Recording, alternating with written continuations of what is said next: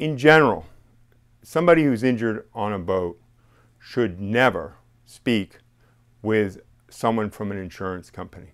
Right after an injury on the water, typically what occurs is a vessel operator will be required to immediately contact his insurance company. Those insurance companies have a very strong understanding of what the law is and what's important in a particular case. And they will immediately send an adjuster down to do an investigation.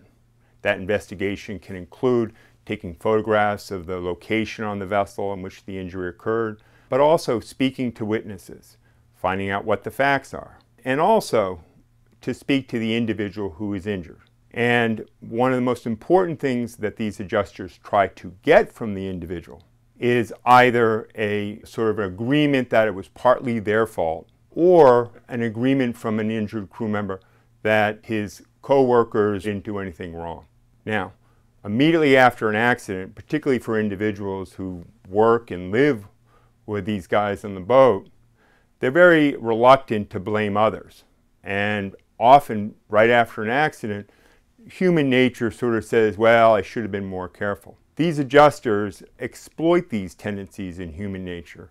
They rely on this and they exploit this when they take a statement.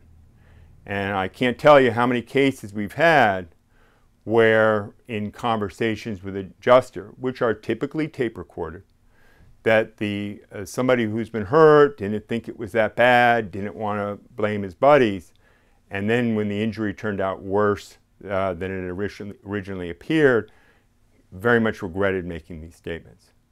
In general, a statement to an insurance adjuster can never help your case, and it often hurts your case. And for that reason, there's nothing to be gained by giving such a statement, and there's a lot to lose, and generally should never be done.